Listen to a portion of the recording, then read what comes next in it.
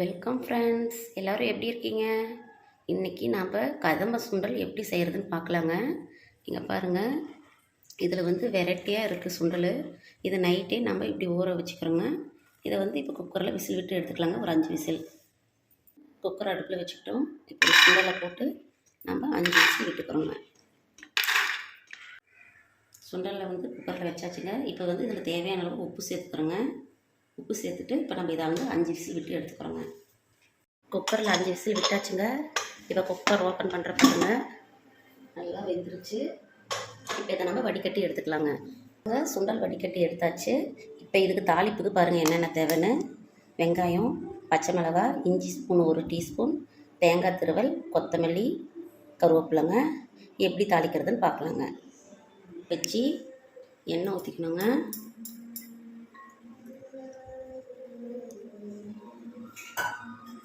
எண்ணெய் நல்லா காய்ட்டுங்க.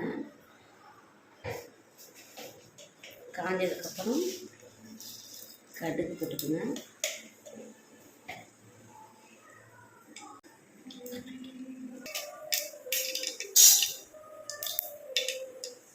வெங்காயம் போட்டுக்கலாங்க.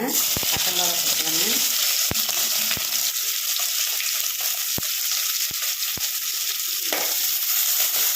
நல்லா வதக்கிடுங்க. இஞ்சி பூண்டு போட்டுக்கலாங்க.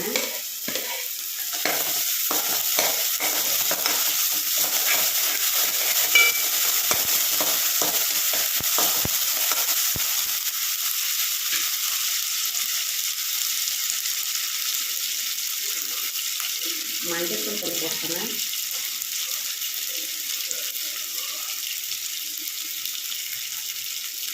கறி மசாலா தூள் 1 ஸ்பூன் போட்டுக்கோங்க. உப்பு போட்டு நம்ம வேச்சிருக்கிறோங்க சுண்டலில். இப்போ கம்மியாக போட்டுக்கலாங்க. உப்பு தேவையான உப்பு போட்டுக்கோங்க. இப்போ ஒரு கலர் கிளறினாங்க கருவேப்பிலை, கொத்தமல்லி தழை, தேங்காய் தூள் போட்டு நம்ம வேவிச்சு வச்சுருக்கிற மிக்சட் சுண்டலை சேர்த்துக்கிறோங்க. இதில்